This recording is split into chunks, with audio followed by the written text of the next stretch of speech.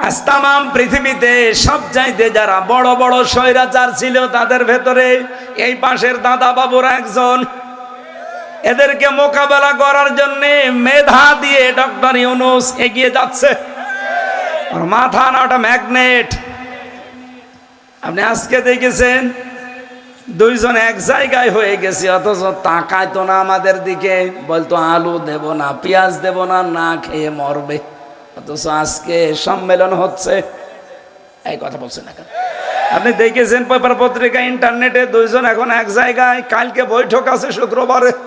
আমার মনে হয় দাদা না জানি আবার হাত চেপেও ধরতে পারে, কারণ ডক্টর ইউনূস চীন সফর করে যা করেছে ও দাদার মাথা খারাপ হয়ে গেছে। স্বৈরাচারকে মোকাবেলা করা লাগে কি দিয়ে? মেধা দিয়ে। বলেন বলেন, আরো জোরে বলেন। এই জন্য স্বৈরাচারের কথাটা শোনার পরেই নাম দিয়েছিল রাজাকার। কি কথা বলছেন না কেন? মেধার কথা যখনই বলেছে নাম দিয়েছে কি? আর ছেলে মেয়েরাও এই কথাটাকে উল্টিয়ে দিয়েছে, আমি কে তুমি কে। এই শব্দটা এখন আর অপমানের নেই, সম্মানের হয়ে গেছে। এই জন্য স্বৈরাচারের মোকাবেলায় প্রথম নাম্বারে কি লাগবে বলেন তো? আরো জোরে বলেন। 2 নম্বরে শুধু শিক্ষা ব্যবস্থায় মেধা এলেম জ্ঞান থাকলেই হবে না, এ জ্ঞান থাকা লাগবে আসমানি জ্ঞান। আপনি দেখেছেন এই 15.5 বছরে জ্ঞানকে, এলেমকে, শিক্ষাকে এমন জায়গায় নিয়েছে, ডিম ভাজা আলু ভর্তা শিখাতো।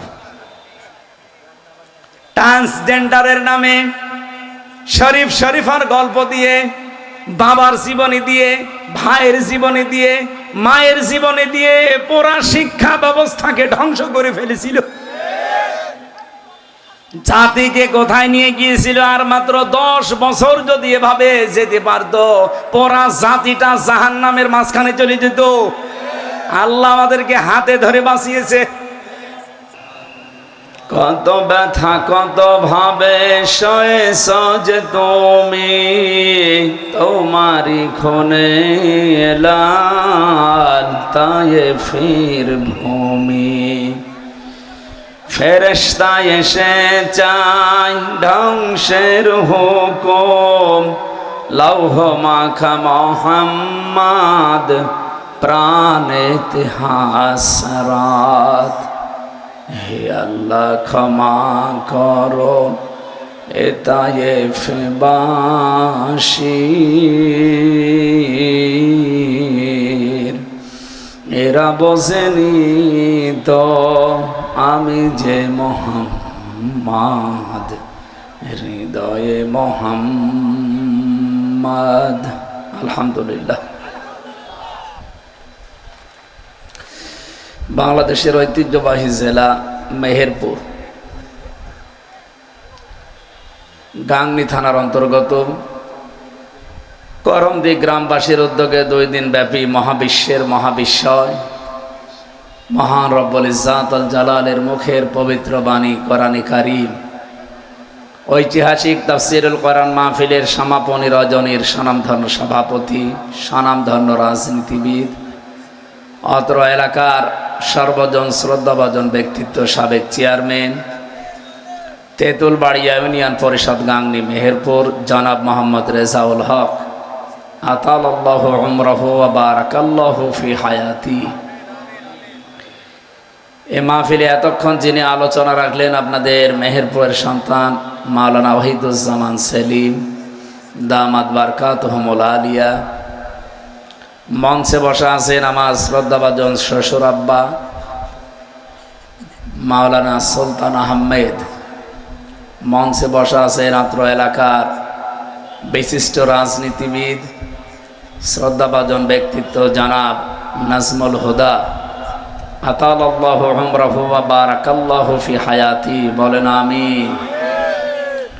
আমি তো অনেকের নাম জানি না। মঞ্চে বসা অত্র এলাকার সর্বজন শ্রদ্ধাভাজন ব্যক্তিবর্গ, ওয়ারফা'না লাকা যিকরাক, এদের মর্যাদা সম্মান দুনিয়া আখেরাত উভয় জগতে কামনা করছি, বলেন আমিন। মঞ্চে বসা আমার শ্রদ্ধাভাজন বড় ভাই মাওলানা জাহাঙ্গীর আলম জিহাদি, সামনে বসা মুসলমান ভাইরা, পর্দার আড়ালের সম্মানিতা মা এবং বোনেরা, যারা দাঁড়িয়ে আছেন পরিবেশ ঠিক করেন। শুধু স্বেচ্ছাসেবক বাদ দিয়ে বাকি যারা আছেন বসে পড়েন। আমরা সর্বোচ্চ 1 ঘন্টা 15-20 মিনিট কথা বলবো ইনশাআল্লাহ। গুরুত্বপূর্ণ একটা বিষয় আজকে আমরা সামনে নিয়েছি, আলোচনার বিষয় হেদায়াত। কি বললাম? জবান খুলে বলেন। আমরা কয়েকটা প্রশ্ন দেব আপনাদের সামনে, এর আলোকে কথা বলবো। আমার প্রথম প্রশ্ন, হেদায়েত কি? হেদায়েত কেন? হেদায়েত কারা পাবে? হেদায়েত থেকে বঞ্চিত কারা হবে? এই 4টা বিষয়কে সামনে রেখে নির্ধারিত আয়াতের উপরে তাফসীর আকারে কথা বলার চেষ্টা চালাবো ইনশাআল্লাহ। ফ্যান মনে হয় ঘুরিয়ে দেন, ঠিক আছে।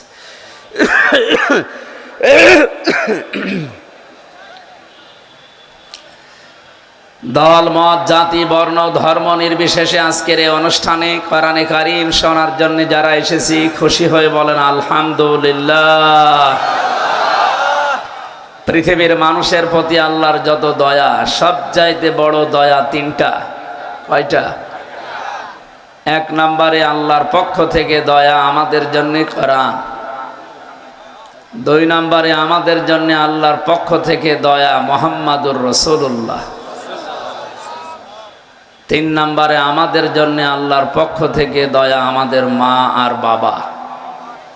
এই 3টা দয়ার সাথে আমরা যদি আচরণ দয়ার্ধ না করি, যেভাবে করা দরকার, আপনার ভাগ্য সুপ্রসন্ন হবে না। না লাগবে না, কিচ্ছু লাগবে না।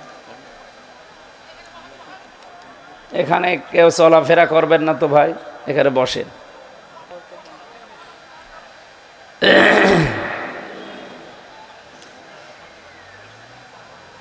তিনটা বড় বড় রহমতের কথা আমরা শুনলাম। 1 নম্বরে নাম কি বলেন তো?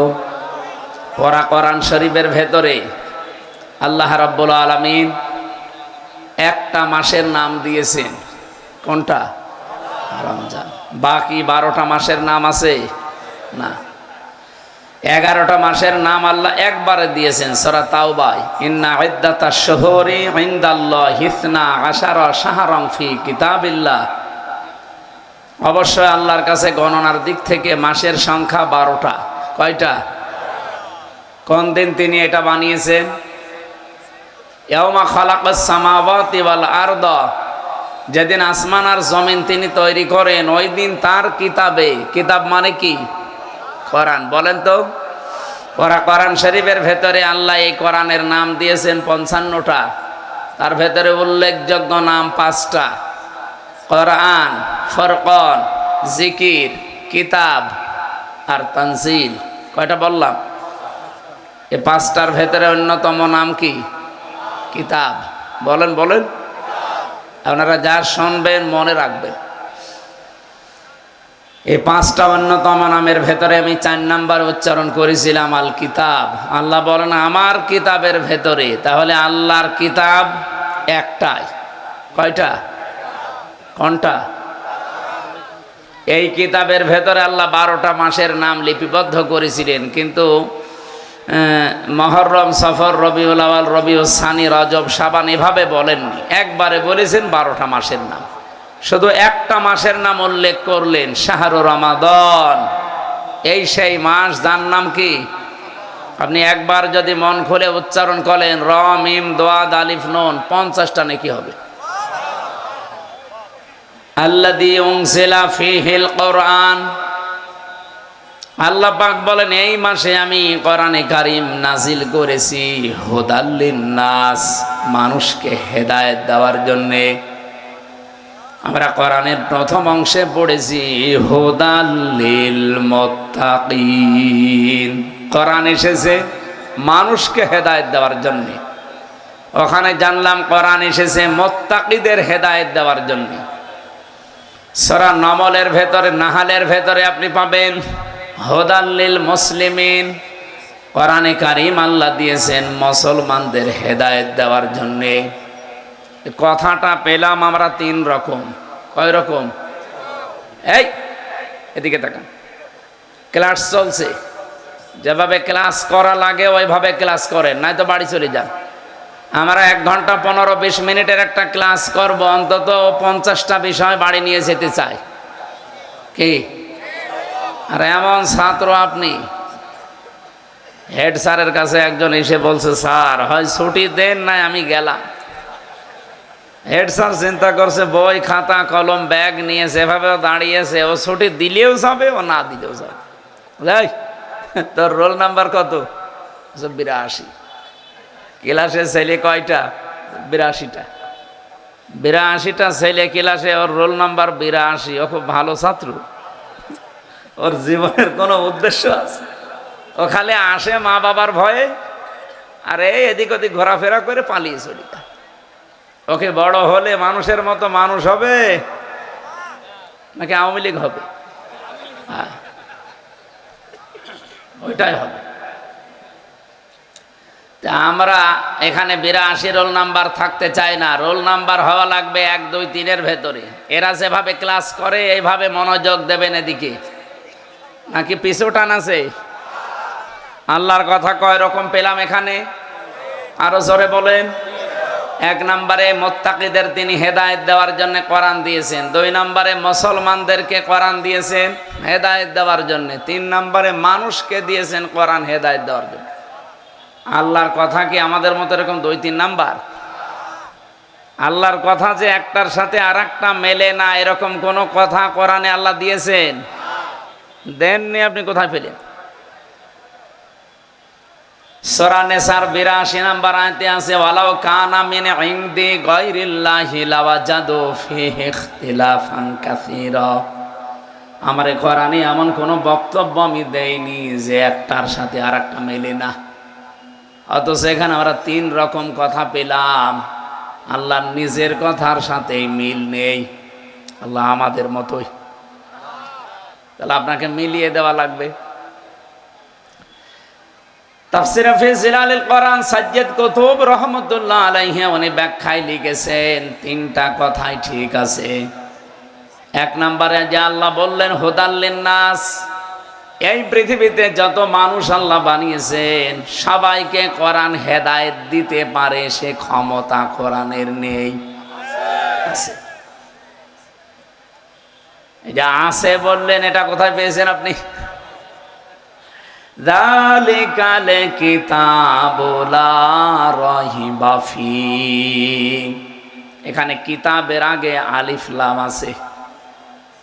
বালাগাত মান্তেক যারা পড়ায় দেখবেন এখানে আলিফ লাম 4 প্রকার ব্যবহার হয়।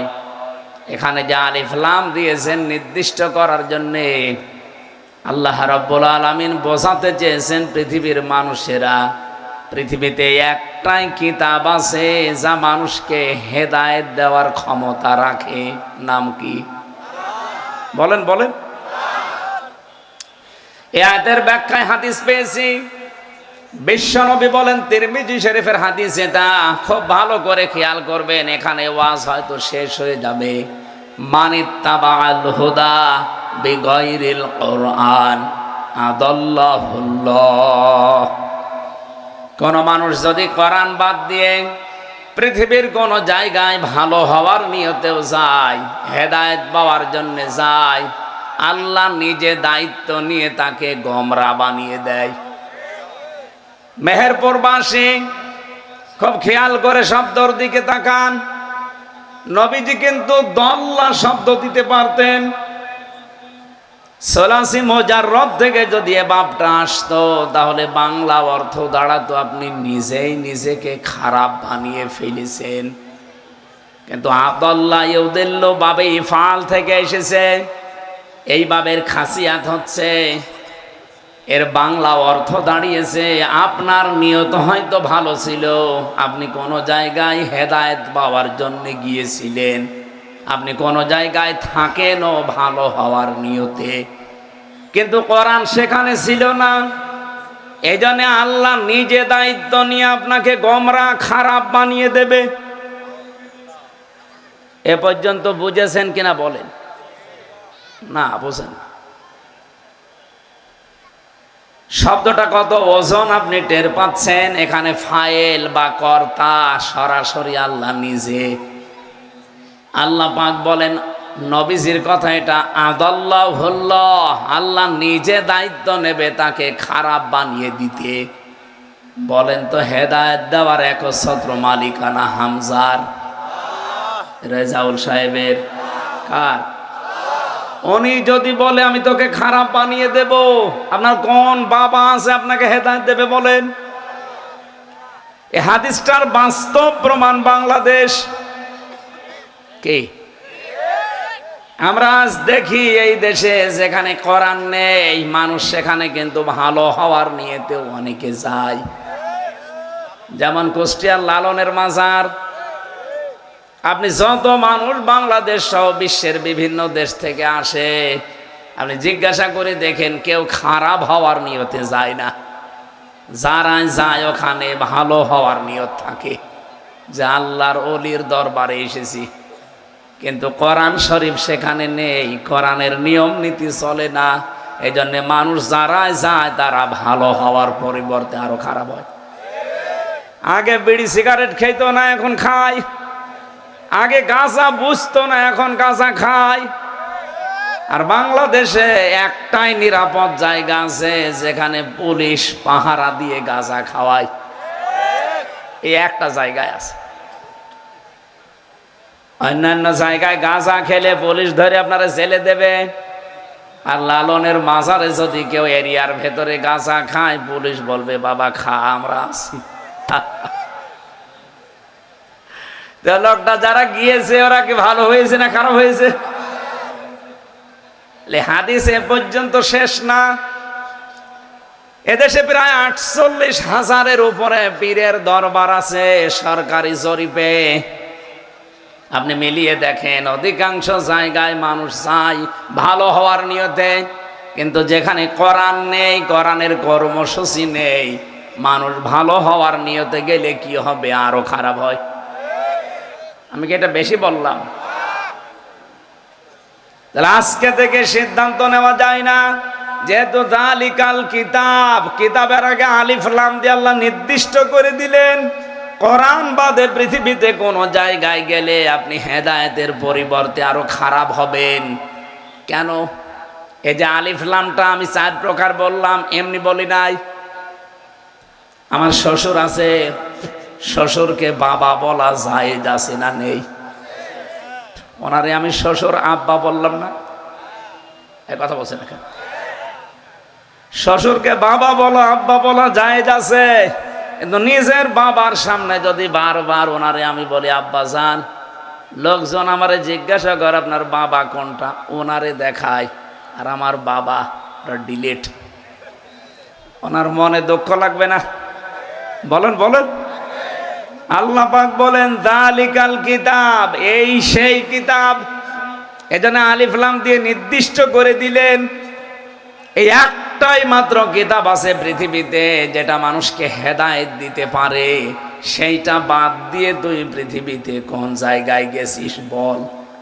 এই জন্য আল্লাহ এত বেশি রেগে যায়, কোরআন বাদ দিয়ে যেখানেই যাবেন আপনাকে ভালো হওয়ার নিয়ত থাকলেও আল্লাহ খারাপ বানিয়ে দেবে। যখন আপনারা এসেছেন, সিদ্ধান্ত নিয়ে ফেলেছেন যে কোরআন যেখানে নেই সেখানে গেলে খারাপ বানিয়ে দেবে কে? সুতরাং আজকে যেই দরবারে বাংলাদেশে কোরআন চলে না, কোরআনের কর্মসূচি নেই, ওই দরবার যদি আমার বাবাও তৈরি করে, আমি ওই দরবারে আজকে থেকে নেই। এটা মানতে পারবেন? বলেন। আর একটু সামনে যাই। হ্যাঁ, বাংলাদেশে যত রাজনৈতিক দল আছে, কেউ 49টা প্রায় নিবন্ধিত দল, আর বাকি প্রায় 73টার উপরে যেগুলো এখনো নিবন্ধন পায়নি।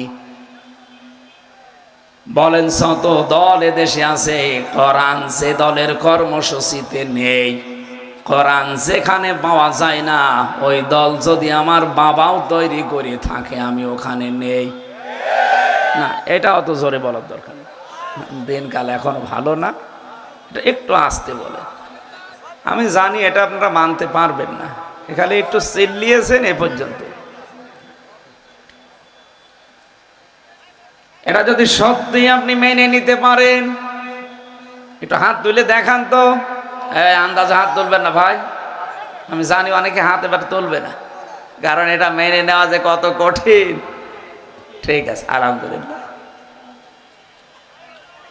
সে জন্মের পর থেকে একটা বিষয় শুনে আসতেছি যে তওবা কি, শোনেননি? ইস্তেগফার, তাওবা, এই দুইটার নাম আমরা সে জন্মের পর থেকেই পরিচিত। ইস্তেগফার এটা সব সময় আপনি করবেন, আর তাওবা যদি জীবনে কেউ করে, আল্লাহ পাক বলেন ওর পেছনের অপরাধগুলো শুধু মাফ করে দেই না, পুরা জায়গাটা ফাঁকা করে নেকি দিয়ে পাল্টিয়ে দেয়। ইল্লা মান তাবা ওয়া আমানা ওয়া আমিলা আমালান সালিহা ফাউলাইকা ইউবাদদিলুল্লাহু সাইয়্যাতিহিম হাসানাত।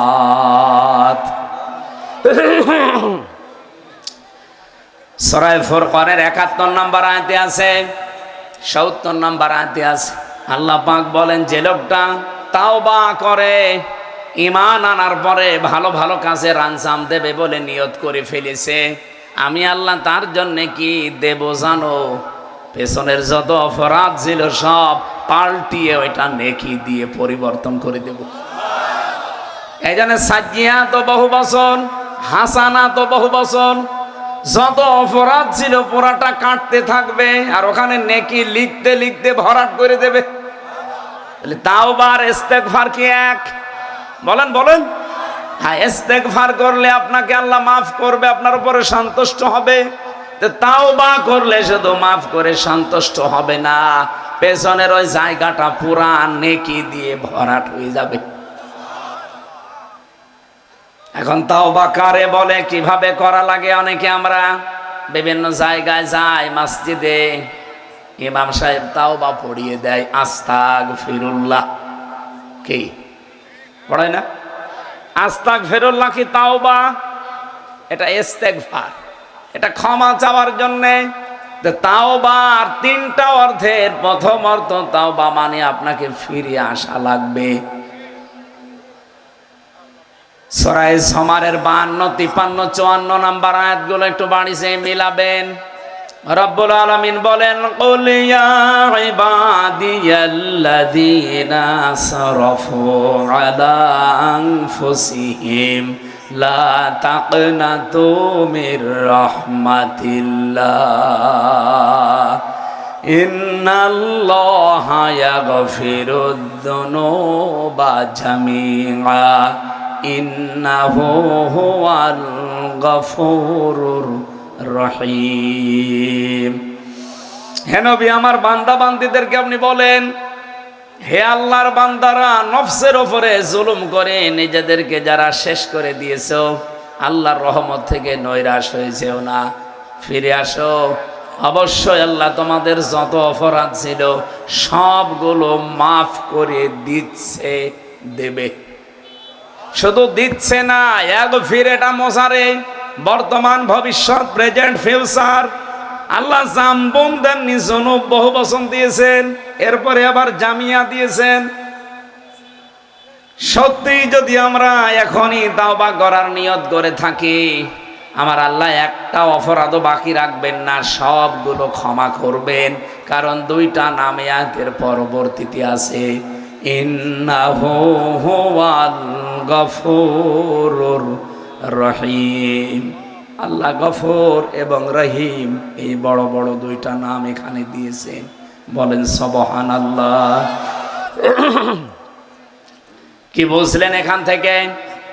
আমি জানি এ পর্যন্ত শোনার পরে সাবেক চেয়ারম্যান সহ যত মানুষ এখানে বসে আছি, সবাই আমরা খুশি, আনন্দিত যে আর কোনো চিন্তা নেই, তাওবা করলেই তো সব অপরাধ মাফ হয়ে, কথা বলেন না কেন?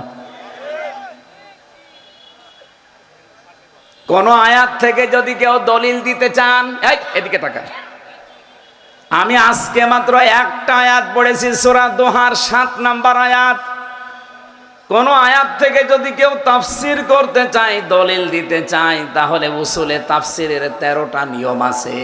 তার আগের আয়াত, পরের আয়াত, আগের সূরা পরের সূরার সাথে এর সম্পর্ক কি, এটার সাথে রিলেটেড কি করা আছে, এটা আপনাকে জানা লাগবে আগে। এটা উসুলে তাফসিরের মূল নীতি। এটা আপনি বুঝবেন না আলেম ছাড়া।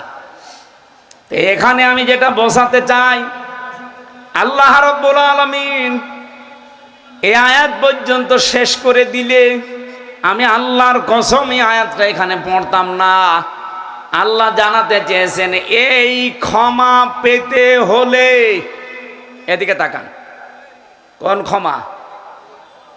ইন্নাল্লাহা ইয়াগফিরুয যুনুবা জামিআ। একটা অপরাধও থাকবে না, সব মাফ হয়ে যাবে। এ বিশাল ক্ষমা না? বলেন বলেন। আল্লাহ বলেন এই ক্ষমা পেতে হলে 2টা শর্ত মানা লাগবে, আর একটা সময় মেনটেন করা লাগবে। এই আয়াতের পরবর্তী আয়াতে আল্লাহ তার জবাব দিয়েছেন। আপনি দেখেন তো আপনার তাওবা জীবনে যা করেছেন একটাও কবুল হয়েছে কিনা, নাকি আয়াত বলবো না? আল্লাহ রাব্বুল আলামিন বলেন ওয়ানিবু ইলা রাব্বিকুম ওয়া আসলিমু লাহু মিন ক্বাবলি আইয়াতিয়াকুমুল আযাবু সুম্মা লা তুনসারুন। খুব ভালো করে মিলাবেন কোরআন থেকে। আল্লাহ বলেন এই ক্ষমা যদি কেউ পেতে চায়, এই মুহূর্তে তাকে 2টা শর্ত মানা লাগবে, আর একটা সময় মেনটেন করা লাগবে। 1 নম্বরে আনিবু ইলা রাব্বিকুম, তাকে রবের দিকে ফিরে আসা লাগবে। 2 নম্বরে আসলিমু লাহু, আল্লাহর কাছে আত্মসমর্পণ করা লাগবে। মেহেরপুরবাসী শব্দ 2টা শুনতে যত সহজ মনে হয়েছে, বলেন তো এই 2টা বাস্তবে প্র্যাকটিক্যাল লাইফে মেনে নেওয়া অত সহজ? বলেন বলেন। আপনি যদি আল্লাহর দিকে ফিরে আসেন, আল্লাহর কসম ওই দিন থেকে জীবনে অনেক কিছু আপনার হারিয়ে যাবে, বাদ দেওয়া লাগবে। এই কথা বললেন না? আপনি যদি আল্লাহর কাছে আত্মসমর্পণ করেন, আসলিমু লাহু, তাহলে জীবনে নিজের মন মতো আর কিছুই করতে পারবেন না। শর্ত কয়টা বললাম? আরো জোরে, আরো জোরে বলেন। এই 2টা শর্ত মানবেন কখন? মিন ক্বাবলি আইয়াতিয়াকুমুল আযাব, ওই আযাব আসার পূর্বে। সুম্মা লা তুনসারুন, যখন তোমাদেরকে আর সাহায্য করা হবে না। কোন সময়? মরণের সময়। কোন সময়? আর মরণ তো আসবে 41 সালে না, মানে আমরা তো ধারণাই দিয়েছিলাম দেশের মানুষকে যে যাই করেন 41 সাল। মনে হচ্ছে যে আজরাইলের সাথে ওদের কথা হয়েছিল। আপনি কার দিকে তাকিয়ে টার্গেট দিলেন? বসে আছেন, দাঁড়াবেন, সে গ্যারান্টি আছে? বলেন বলেন। তাহলে এই যে সময়টা মেনটেন করা লাগবে এক্ষুনি, কারণ মরণ কখন আসে বলা যায় না। এক্ষুনি এই যে 2টা শর্ত বলেছি, এটা মানা লাগবে কি এখন না 2 বছর পর? শুনতে যত সহজ মনে হয়েছে, আল্লাহর কসম এই 2টা মেনে নেওয়া অত সহজ না। এবার আপনি নিজের সাথে মিলিয়ে বলেন, কিছুক্ষণ আগে হাত তোলেননি, আমি জানি কেন তোলেননি। কারণ কোরআন যেই দলে নেই, কোরআনের কর্মসূচি যেখানে নেই, ওখানে যদি ভালো হওয়ার নিয়তেও থাকেন, আপনাকে খারাপ বানিয়ে দেবে কে? এরপরেও আপনি কোরআনের কথা, হাদিসের কথা শোনার, বিশ্বাস করার পরও আপনি মানতে চাচ্ছেন না, তার মানে আপনি হেদায়েত পেতে চান না। আরো জোরে বলেন। সারা জীবন তো শুনলেন যে তওবা করলে জীবনের অপরাধ মাফ হয়ে যায়, জায়গাটা নেকি দিয়ে ভরাট হয়, তো কাদের জন্য হয়? আল্লাহ এই জন্য পরবর্তী আয়াতে জবাব দিয়ে দিয়েছেন। এখন আপনি যদি মেনে নিতে পারেন আপনি পাবেন, আর যদি মেনে নিতে না পারেন এই ক্ষমা আপনার জন্য না। এ কথা বোঝা গেছে? আমি যে কথাটা তুলেছিলাম, আল্লাহ রাব্বুল আলামিন কোরআনে কারীম পৃথিবীর সব মানুষকে হেদায়েত দিতে পারে এরকম ক্ষমতা দিয়েই পাঠিয়েছেন। হ্যাঁ, কোরআন থেকে যদি মানুষ হেদায়েত নিতে পারে, যে যতটুকু নেবে ততটুকু উপকার কল্যাণ তারা পাবে। বিশ্বের অন্যান্য জাতির দিকে তাকান। আমি অমুসলিম দেশগুলোতে যখন গিয়েছি, বিশেষ করে সিঙ্গাপুর, 100 জনের 95 জন তারা অমুসলিম।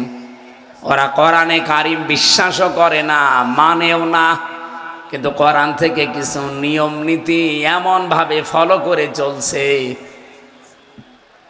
আপনি সিঙ্গাপুরের দিকে তাকান, এমনকি আমেরিকা, আজ 236 বছর হয়ে গেল, সারা পৃথিবীতে তারা গণতন্ত্রের বলি ছড়িয়ে বেড়ায়, গণতন্ত্রের সবক দেয়, নারী পুরুষের সমান অধিকার দেওয়া লাগবে, কথা তারা বলে। কি বলে না? এই যে বারাক ওবামা সাহেব 44তম প্রেসিডেন্ট ছিলেন, এরপরেও 3 জন চলে গেল। 220 বছর আর 16 বছর কত হয়? 236 বছর আমেরিকা। আজ পর্যন্ত আপনি কোনদিন কোরআনে কারিমের একটা আয়াত তারা ফলো করছে? সূরা নিসার 34 নম্বর আয়াতটা, আর রিজালু কাওয়ামুনা আলান নিসা। রব্বুল আলামিন জানিয়েছেন পৃথিবীতে পুরুষেরা হবে নেতৃত্বদাতা আর মেয়েরা হবে তাদের আজ্ঞাবহ। কি বলেন বলেন? আপনি দেখেছেন এই 236 বছরের ভেতরে আজ পর্যন্ত কোন মহিলাকে তারা নেতা বানিয়েছে, প্রধানমন্ত্রী বানিয়েছে? নেই। কেন বানায় না? এই আয়াতের পক্ষে একটা হাদিস আমি পেয়েছি। বলেন নবী সাল্লাল্লাহু আলাইহি ওয়াসাল্লাম, লা ইউফলিহা কওমুন আল্লাহু আমরহুম ইমরাতুন, বুখারী শরীফের হাদিস। নবীজি বলেন লা ইউফলিহা, মোজারের আগে লান আসলে বাংলা অর্থ হয় কখনোই হবে না। নবীজি গ্যারান্টি দিলেন কখনো ওই জাতি সফল হচ্ছে না, হবে না, যারা তাদের দায়িত্বে কোনো মহিলাকে অর্পণ করেছে। আমেরিকা এটা নবীর কথা বিশ্বাস করে না, মানে না, কিন্তু দেখেন আজ 236 বছরে ট্রাম্পের মতো এরকম একটা মানুষকে তারা আবার বানিয়েছে, কিন্তু কমলা হ্যারিসের মতো এত বড় শিক্ষিতা মেয়েকে তারা দায়িত্ব দেয়নি। তারা বিশ্বাস করে এতটুকু যে মহিলারা নেতৃত্বে আসলে ওই জাতি কোনোদিন সফল হতে পারে না। তারা রাজনৈতিক ভাবে নিয়মটা নিয়েছে, পারিবারিক ভাবে একটা নিয়ম তারা মেনে চলে কোরআন থেকে, যে বিবাহ কোরআনে নেই। ফাঙ্কিহু মা তাবা লাকুম মিনান নিসা, বিবাহ এর নির্দেশ কার? ওয়াঙ্কিহুল আয়ামা মিনকুম ওয়াস-সালিহিনা মিন ইবাদিকুম ওয়া ইমাইকুম, বিবাহ দেওয়ার নির্দেশ কার? রাসূলুল্লাহ বলেন আন নিকাহু মিন সুন্নতি ফামান রাগিবা আন সুন্নতি ফালাইসা মিন্নি, বিবাহ করা আমার সুন্নাহ, যারা বিবাহ করার সুন্নতটা মানে না, আমি নবী বলছি ওরা আমার উম্মত না। আজ তামাম দুনিয়ায় অন্যান্য জাতির দিকে তাকান, এই মানুষগুলো হয়তো নবীজিকে বিশ্বাস করে না, কিন্তু পারিবারিক জীবনে তারা বিবাহের এই নিয়ম নীতি আজ মানতেছে তাদের পরিবার, সমাজ এবং পৃথিবীর ভারসাম্য ঠিক রাখার জন্য। আমি বিস্তারিত ব্যাখ্যা করলে আপনি অন্যদিকে চলে যাবেন, আমি সামারাইজ করছি। তাই কোরআন থেকে পৃথিবীর মানুষ যে যতটুকু গ্রহণ করবে অতটুকু কল্যাণ পাবে। এই কথা বললেন না? এই জন্য আল্লাহ দিয়েছেন হুদাল্লিন নাস, এটা মানুষকে হেদায়েত দিতে পারে। 2 নম্বরে হুদাল্লিল মুসলিমিন, এটা মুসলমানদেরকেও হেদায়েত দিতে পারে।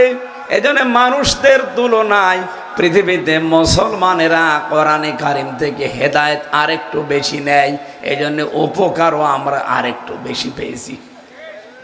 3 নম্বরে কোরআনের সব চাইতে বড় কল্যাণ, সব চাইতে বড় উপকার পাবে দুনিয়ায় তারা, কোরআন থেকে সব চাইতে বেশি হেদায়েত পাবে তারা যারা মুত্তাকি।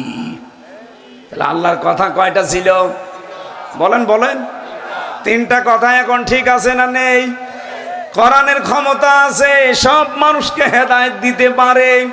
আছে যতটুকু নেবে সে ততটুকু উপকার পাবে, কল্যাণ পাবে, পাচ্ছেও দুনিয়ায় তাই।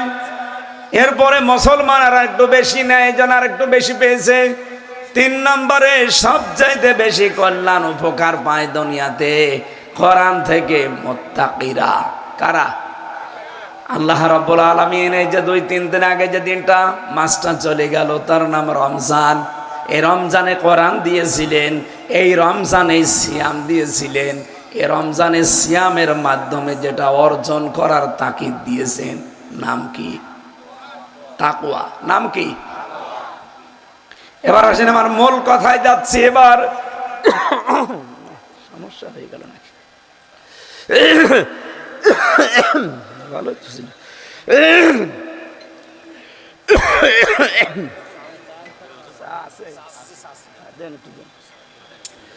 সুবহানাল্লাহ আলহামদুলিল্লাহ লা ইলাহা ইল্লাল্লাহ। আরে ভাই তাড়াতাড়ি করেন, কি করে কি? আচ্ছা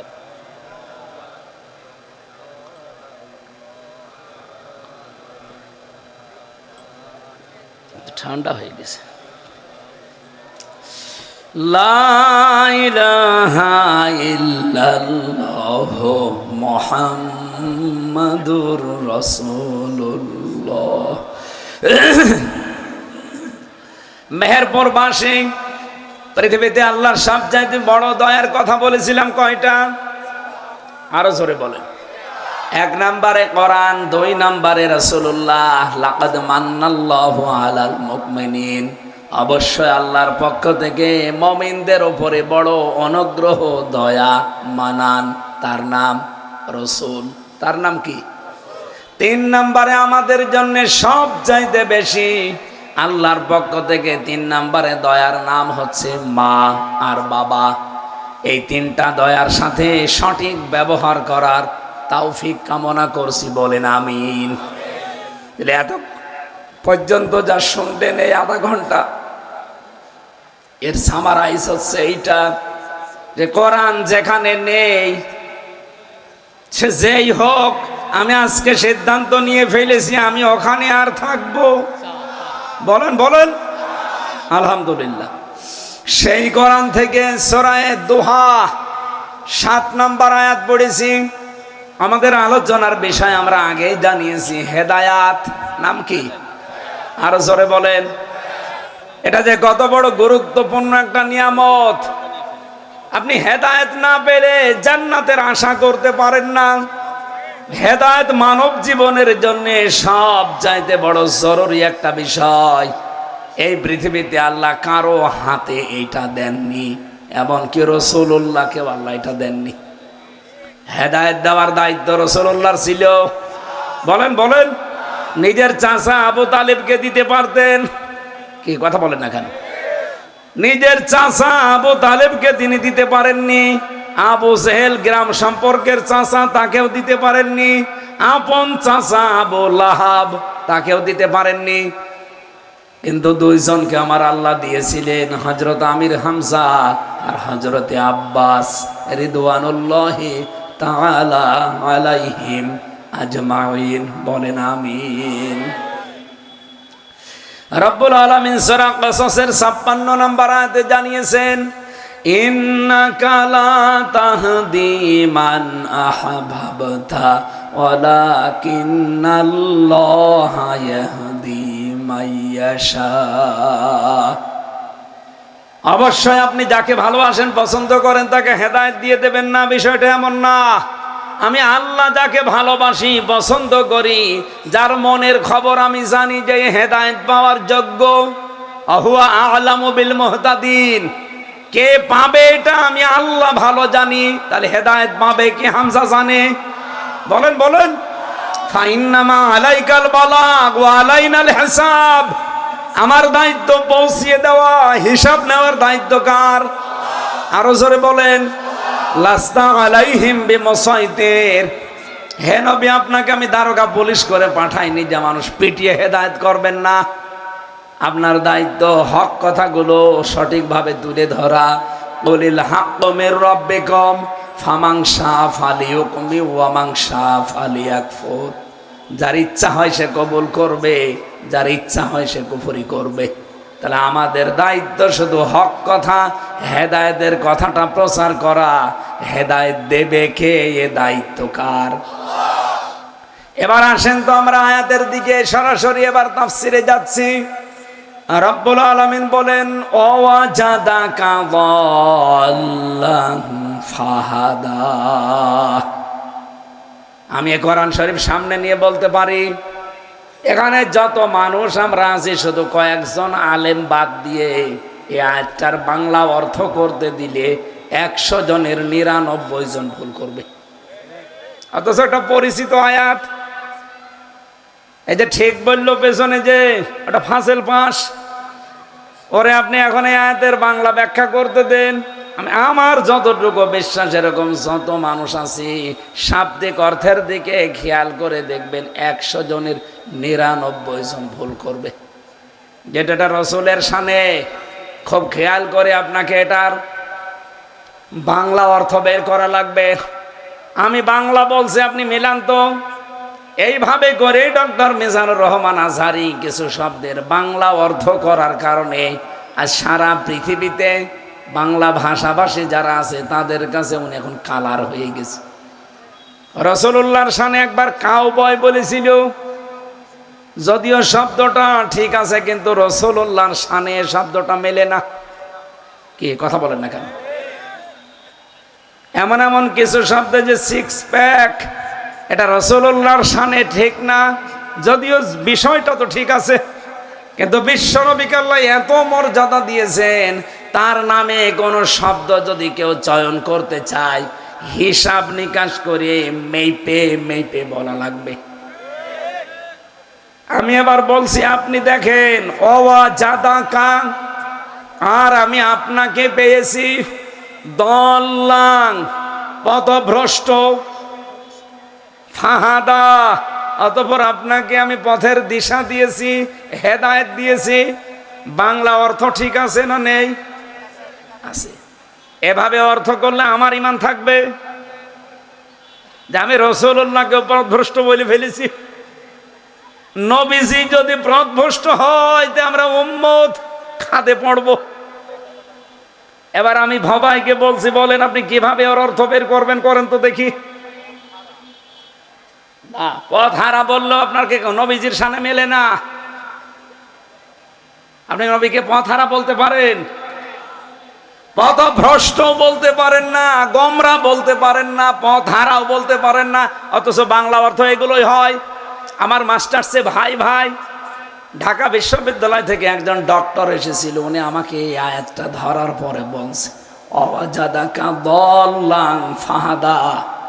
এই যে দল্লাং, এটা নবীজির শানে, বলো এর অর্থ বাংলা কি হবে? আমি ওই দিন যা বলেছিলাম ফি জিলালিল কোরআন তাফসীর দেখে, আমার একবারে 100 মার্কের ভেতরে 100 দিয়ে দিয়েছে। অন্যান্য যারা মাস্টার্সের ভাইভা দিয়েছে, তাদেরকে 5টা 7টা 10টা করে প্রশ্ন দিয়েছে, আর আমার এই একটা প্রশ্ন ছিল, একটা প্রশ্নই আমি 100। এবার আসেন তো আমি কি বলেছিলাম, আমার ওই দিন থেকে মনে আসেছে, এই 14.5 সালের শেষের দিকে, ওখান থেকে আজ এই 25 সাল পর্যন্ত এটা আমার মনে আছে। যতদিন আমি বেঁচে থাকবো আমার মনে থাকবে ইনশাল্লাহ, কারণ আমার এক প্রশ্নেই নাম্বার কত?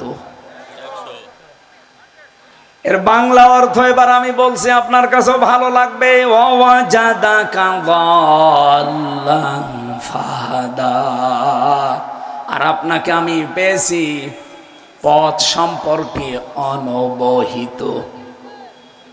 শব্দটা বাংলা কি? অনবহিত। আপনি পথ সম্পর্কে জানতেন না, পথ আপনি অনুসন্ধানে ছিলেন। কারণ আপনার চারিপাশে ওই সময় মক্কার যে অবস্থা, আপনি পথের দিশা খোঁজার জন্য চেষ্টায় ছিলেন। ফাহাদা, অথবা আমি আল্লাহ আপনাকে পথের দিশা, তার মানে হেদায়েত দিয়ে দিয়েছি। বাংলা অর্থটা শোনার পরে ডক্টর সাহেব এত বেশি খুশি হয়েছিল, আমার মাথায় হাত দিয়ে বলেছিল, জানার কোনো প্রশ্ন নেই, আপনি পাস। এবার আমরা ব্যাখ্যায় যাব এই আয়াতটার। আল্লাহ রাব্বুল আলামিন সূরা দোহা থেকে যেহেতু তেলাওয়াত করেছি, কোন আয়াত থেকে যদি আমি আগেই বলেছি, কোন আয়াত থেকে যদি কেউ তাফসীর করতে চায়, আপনি লিখেই দিয়েছেন তাফসীরুল কোরআন মাহফিল। এর উসুলে তাফসীরের মূল নীতি হচ্ছে আগের আয়াত পরের আয়াত, বা আগের সূরা পরের সূরার সাথে এর মিল কি। আপনি এর আগের যে সূরা আছে, নাম হচ্ছে সূরা লাইলি, নাম কি বলেন বলেন? এ সূরার 12 নম্বর আয়াতে আমার আল্লাহ নিজে দলিল দিয়েছেন, ইন্না আলাইনা লাল হুদা, অবশ্যই হেদায়েত দান করার দায়িত্ব কার? আরো জোরে বলেন।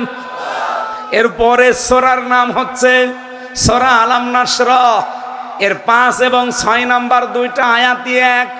ওখানে দেখবেন ফাইন্না মা'আল উসরি ইসরা, ইন্না মা'আল উসরি ইসরা।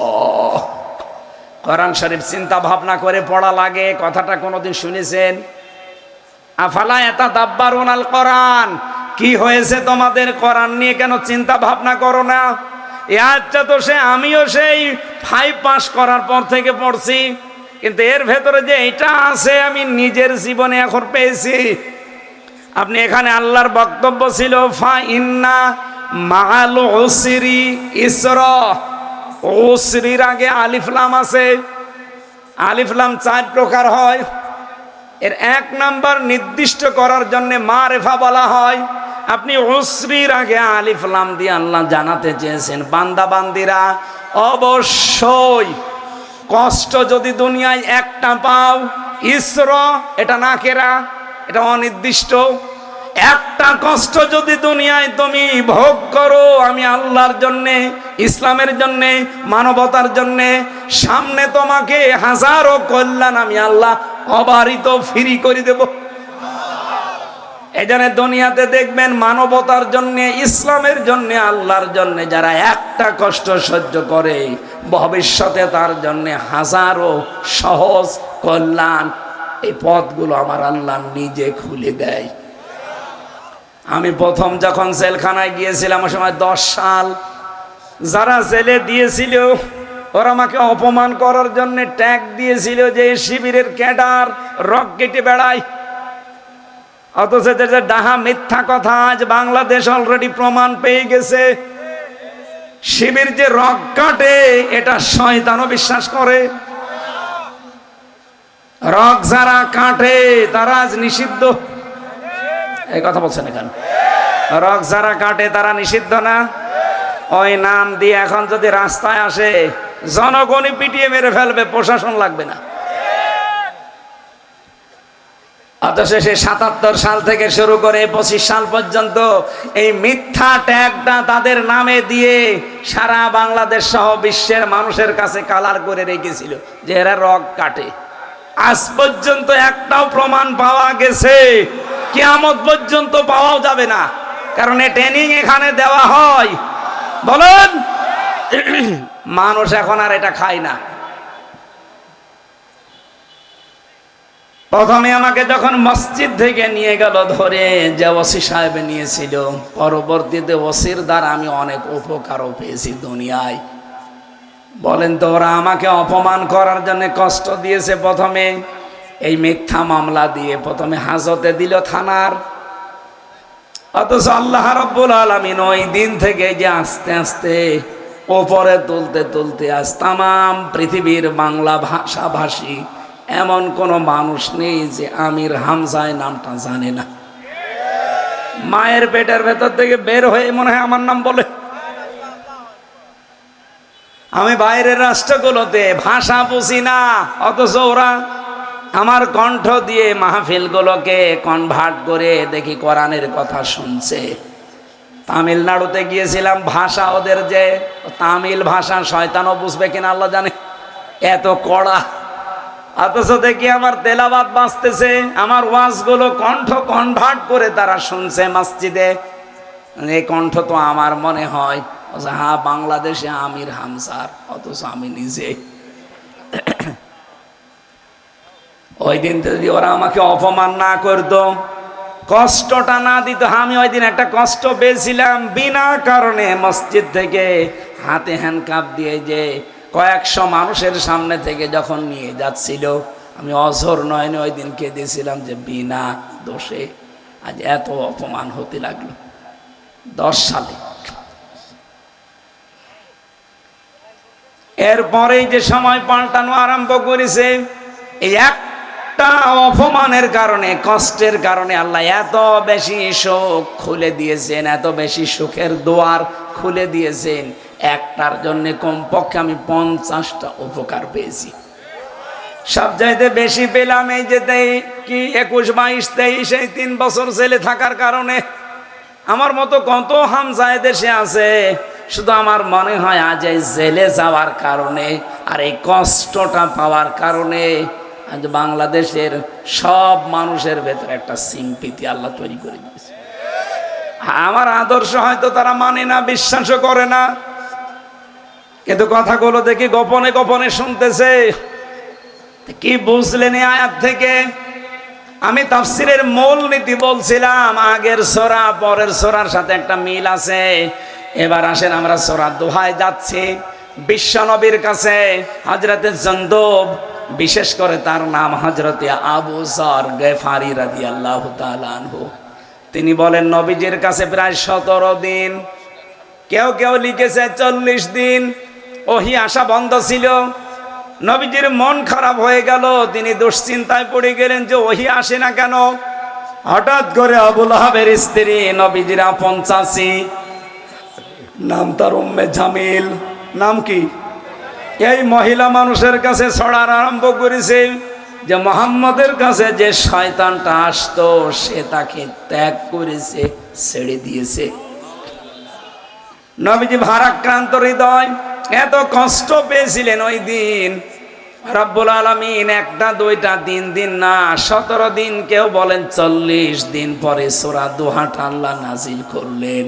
ওয়াদ-দুহা ওয়াল-লাইলি ইযা সাজা। আল্লাহ রাব্বুল আলামিন বলেন দিনের কসম, যখন সূর্যটা মাথার উপরে চলে আসে, দ্বীপ্রহের কসম, ওয়াল-লাইলি ইযা সাজা, রাতের কসম যখন এরকম অন্ধকারে ছেয়ে যায়। নবীজিকে আল্লাহ এই 2টা কসম দিয়ে ইঙ্গিত দিয়েছেন, হে নবী, যে কষ্টের সময় ছিল আপনার জীবনে 17 দিন বা 40 দিন, এইটা বেশি দিন থাকবে না। আপনি যেহেতু কষ্ট করেছেন, এই কষ্টের জন্যে এরকম হাজারো সুখের রাস্তা আমি আল্লাহ পরবর্তীতে খুলে দিচ্ছি। আর যারা এতদিন এরকম আনন্দের রাস্তায় ছিল, এই মানুষগুলোকে একটা আনন্দ যারা অবৈধভাবে ভোগ করেছে, তাদেরকে আমি আল্লাহ কমপক্ষে একটার জন্য 70টা কষ্টের ভেতরে ফেলে দেব। এই 15.5 বছরে যারা এক একটা আনন্দ পেয়েছে অবৈধভাবে, আজ তারা 70টা বিপদে আছে। এই কথা বুঝতেন কেন? যারা পাহারা দিত হাসিনাকে, আপনি তাকান, একটা মানুষও পালিয়ে যাওয়ার সময় পায়নি সাথে, অথচ 5 তারিখের আগে তাকে পাহারা দেওয়ার জন্য যদি ডাক দিতে, শুধু এই দেশে অন্তত 18 কোটির 9 কোটি মানুষ হলেও তাকে পাহারা দেওয়ার জন্য ভয়ে হলেও যেত। এমন পরিবেশ আল্লাহ তৈরি করে পাহারাদার পর্যন্ত তার বিরুদ্ধে চলে গেছে। সে নিজে সে বলেছে, দেখেন মাত্র 45 মিনিট শেষে এসে বলেছিল মাত্র 5 মিনিট। 5 মিনিট সময় চেয়েও শেষে পায়নি, বলে না এক্ষুনি যাওয়া লাগবে। কারণ এতদিন পর্যন্ত অবৈধ সুখ যারা পেয়েছে তাদের জন্য অবৈধ 70টা অশান্তি আল্লাহর সামনে তৈরি করে রেখেছে। এই জন্য সুখ যারা অবৈধভাবে এতদিন পেয়েছেন 70টা অপমান আপনার সামনে আছে, এটা পাবেন, তারপরে সুখের আশা করবেন। এর নাম লাইলি ওয়াল্লাইলি ইযা সাজা। তার চারিদিকে অন্ধকারে ছেয়ে গেছে, এমনকি প্রধান সেনা প্রধান পর্যন্ত তার কথা মানতে রাজি না।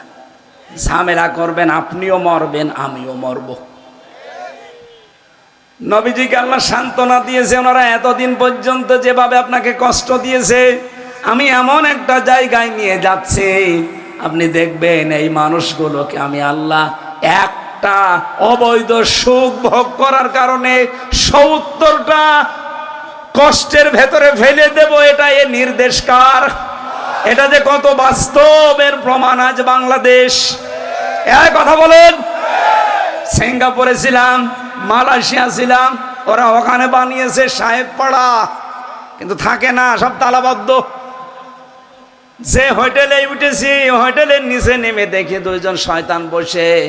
কি গো এখানে? হুজুর সাহেব পাড়ায় থাকবেন না, ওখানে থেকে মার খাবো। এদেশে বাংলাদেশের প্রায় 20 কোটি 20 লাখ মানুষ আছে মালয়েশিয়া, বাঙালি 20 লাখ এখানে বসবাস করে।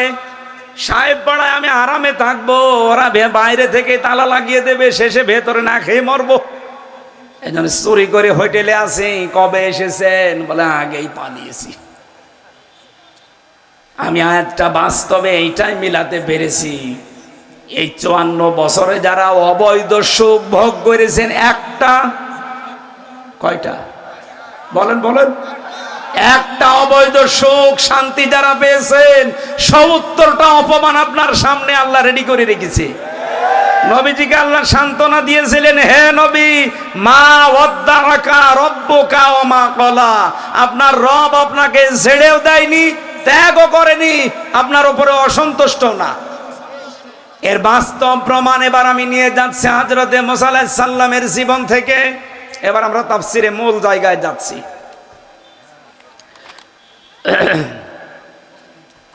আমি যেহেতু আন্দাজে যা তা বলছি না, সব আমি কিতাব থেকে তাফসীর থেকে নোট করেছি, আপনার শিক্ষার জন্য বলছি, খুব খেয়াল করে শুনবেন। মা ওয়াদ্দাআকা রব্বুকা ওয়া মা ক্বালা। হে নবী, আপনাকে আমি ছেড়ে দেইনি, আপনার প্রতি আমি অসন্তুষ্ট না। এবার আসেন মুসা আলাইহিস সালামের কথাটা কেন তুললাম। হযরত মুসাকে আল্লাহ 23 বছর বয়সে ফিরিয়ে নিয়ে আসলেন। 23 বছর পর্যন্ত তিনি ফেরাউনের কাছে লালিত পালিত হয়েছিলেন। একটা অবৈধ জিনিসকে বৈধ করার জন্য ফেরাউনের বাবরচি জোর করছিল। তিনি এইটাকে মোকাবেলা করার জন্য তাকে সংশোধনের জন্য একটা থাপ্পড় দিয়েছিলেন। এক থাপ্পড়েই গেছে লোকটা মারা। 23 বছরে তিনি চলে গেলেন। দেশ থেকে আবার যখন ফিরে আসলেন বিবাহ সাথী সন্তানাদি নিয়ে, আল্লাহ রাব্বুল আলামিন সঙ্গে সঙ্গে তাকে মিশরে আসার পরে বললেন, যাও ইযহাবে ইলা ফিরআউনা ইন্নাহু তাগা। ফেরাউনের কাছে যাও, সে স্বৈরাচার হয়ে গেছে, সে অবাধ্য হয়ে গেছে, সে সীমা লঙ্ঘন করে ফেলেছে। এবার আসেন এই তগার ব্যাখ্যাটায় যায়। পৃথিবীতে যারা সীমা লঙ্ঘন করে, যারা স্বৈরাচার হয়, কমপক্ষে দুনিয়াতে তারা 2টা কাজ করবেই। কয়টা? আরো জোরে বলেন। 1 নম্বরে, এই পৃথিবীতে যারা স্বৈরাচার, যারা তাগুত, তারা নিজেরা আল্লাহর বিধান মানবে না, অন্য কেউ মানবে, মানতেও দেবে না। আপনি নিরপেক্ষ মন দিয়ে বলেন তো, এই 54 বছরের ভেতরে বিশেষ করে এই 15.5 বছর নিজেরা আল্লাহর বিধান মানতো না, কেউ মানবে, মানতেও দিত না। এখন যদি বলেন না ওরা মসজিদ বানিয়েছে এতগুলো, কে বলেছে আপনাকে মসজিদ বানিয়েছে? একটা মসজিদও নিজের টাকায় বানিয়েছে, সব সৌদি আরবের টাকা। ওদের ভেতরে দুর্বিসন্ধি ছিল যে এখান থেকে বসিয়ে আমার মন মতো যারা এদেরকে ইমাম বানাবো, খাদেম বানাবো, মুয়াজ্জিম বানাবো, এখান থেকে আমার বাবার নামে এমন এমন কথা তৈরি করে তারা ডেলিভারি দিত। জাতির ভেতরে বিভ্রান্ত হওয়া ছাড়া কোনো শিক্ষা সেখান থেকে আমরা পাইনি। মন মতো আলেম তারা বসিয়ে রেখেছিল না এই মসজিদগুলোতে। হযরতে মুসা আলাইহিস সালামের জামানায় এরকম একজন আলেম নামে সালেম বালাম বাওরা তার নাম। আল্লাহ তার কথা সূরা আরাফের ভেতরে 175 নম্বর আয়াতে আমাদের শিক্ষার জন্য তিনি জানিয়েছেন। আপনারা ওখানে দেখবেন কত সুন্দর করে একটা আলেম জালেম হয়ে গেলে কত নিকৃষ্ট হয়, আল্লাহ ওখানে উদাহরণ দিয়েছেন। আর 15.5 বছর এরকম নিকৃষ্ট আলেমদেরকে আমরা দেখেছি। বাতিলের জানার পরেও তারা 5 আটা গোলামি করে, তোষামদি করে ভালো ভালো যারা এদেশের আলেম তাদেরকে জাতির সামনে কালার করে দিয়েছে। এই ফরিদউদ্দিন মাসুদ, আমি আর বাকি নামগুলো নিলাম না, আমার ঘৃণা করে ওদের নাম নিতে। আলেম এত নিচে নামে, এদেরকে দিয়ে খুতবা তৈরি করে বাবার নামে, ছেলের নামে, ভাইয়ের নামে এগুলো চালিয়ে দেওয়ার সিদ্ধান্ত। এই জন্যই 560টা মসজিদ তৈরি করেছিল। অথচ মসজিদের কাজ যা, কোনো কাজ ওখান থেকে আসে না। মসজিদের কাজ হবে ওখান থেকে হেদায়েতের বাণীগুলো ছড়িয়ে পড়বে। খারাপ মিনাল হুদা, নবীজি বলেন এমন একটা সময় পৃথিবীতে আসবে যে সময় মসজিদ ভর্তি হয়ে যাবে মানুষে, একটা মানুষও সেখানে হেদায়েত প্রাপ্ত থাকবে না। আমার মনে হয় সে সময় আসতে এখনো 2000 সাল বাকি, অলরেডি চলে এসেছে। মসজিদগুলো ভর্তি হয়ে যায়, মডেল মসজিদে যান জায়গা পাবেন না। অথচ ঈমান নিয়ে টিকে থাকার মতো একটা মানুষও সেখানে আগস্টের 5 তারিখের আগে ছিল না। মসজিদগুলো ঝকমক করবে, দেখলে চোখ জুড়িয়ে যাবে, কিন্তু হেদায়েতের কথা সেখানে থাকবে না।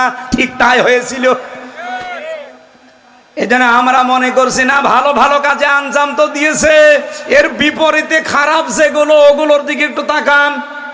পৃথিবীর ইতিহাস যারা পাল্টিয়ে ফেলেছে তার ভেতরে অন্যতম আয়না ঘর। আপনি ভাবতে পারেন মানুষ কত নিচে নামলে এই অবস্থা মানুষের সাথে করতে পারে। এজন্য স্বৈরাচার যারা হয়, যারা তাগুত হয়, এদের প্রথম কাজ হয় নিজেরা আল্লাহর বিধান মানে না এবং অন্য কেউ মানবে, মানতেও দিতে চায় না। 2 নম্বরে তাগুত স্বৈরাচার যারা, দ্বিতীয় কাজ তারা আইন তৈরি করে জনগণকে কষ্টে ফেলার জন্য। এ বাংলাদেশে 15.5 বছরে যতগুলো আইন তৈরি হয়েছিল, কোনটা মানুষের উপকারের জন্য? আপনি একটা আমারে বলেন। যতগুলো দিক বিভাগ আছে, একটা বিভাগ দেখান যে এখানে আইনগুলো বানিয়েছে মানুষের উপকারার্থে। সবগুলো মানুষকে কষ্ট দেওয়ার জন্য। 3 নম্বরে এইটা বলার জন্য আমি এ পর্যন্ত এসে যাই। বসেন। এটা সূরা মুমিনের ভেতরে 26 নম্বর আয়াতে পাবেন। ফেরাউন ওই সময় বলেছিল দারুনি আকতুল মুসা, আমাকে ছেড়ে দাও, আমি মুসাকে হত্যা করব।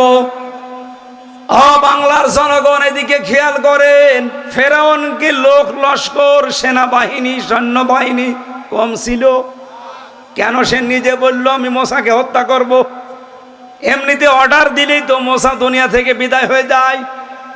নিজে বলেছে আমি নিজে তাকে হত্যা করব। কেন? স্বৈরাচার যারা হয়, তাগুত যারা হয়, তাদের এই কাজটা সব চাইতে আগে থাকে। ও যখনই কাউকে বাধা মনে করে সর্বপ্রথম তারে টার্গেট নিয়ে নিজে মেরে ফেলে। আপনি দেখেছেন না আপনাদের এই পাশের জেলা চুয়াডাঙ্গার আলমডাঙ্গার মেজর বজলুল হুদা, তারে নিজের হাতে জবাই দিয়েছে।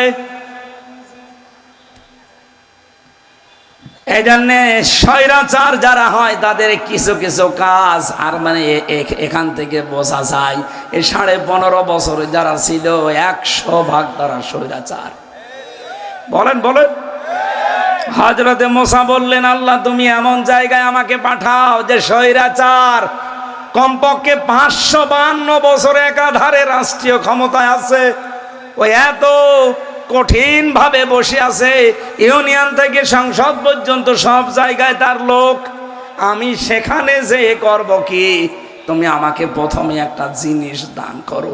এই জন্য স্বৈরাচারের মোকাবেলা করার জন্য, এদিকে তাকান, আন্দাজে এটা বুঝবেন না, স্বৈরাচারের মোকাবেলা করার জন্য, সীমা লঙ্ঘন যারা করে তাদের মোকাবেলা করার জন্য অস্ত্র লাগে না, তাদের মোকাবেলা করার জন্য অ্যাটম বোম লাগে না। সর্বপ্রথম যেটা লাগে তার নাম জ্ঞান, এলেম। হযরতে মুসা এইটা চেয়েছিলেন প্রথমে, এটা আপনি সূরা তহার ভেতরে পাবেন, রব্বি জিদনি ইলমা। জবান খুলে আয়াতটা পড়েন না কেন? রব্বি জিদনি ইলমা। হে আল্লাহ, তুমি আমাকে জ্ঞান দাও, আমার জ্ঞানটা আরো বাড়িয়ে দাও। আমি নবী হিসাবে তো অবশ্যই তাওরাত পেয়েছি, জ্ঞান পেয়েছি, কিন্তু আমার জ্ঞানটা আরো বাড়িয়ে দাও। আপনি ঠিক দেখেন, এই দেশে যারা স্বৈরাচার ছিল তাদের বিদায় করার জন্য সর্বপ্রথম এই আওয়াজটা তুলেছিল জ্ঞানের আওয়াজ। মেধা না কোটা? কথা বলছে না কেন? মেধা মানে কি? এইটাই তো এলেম, এইটাই তো জ্ঞান। স্বৈরাচারের মোকাবেলা করার জন্য প্রথমে মেধা লাগে, জ্ঞান লাগে।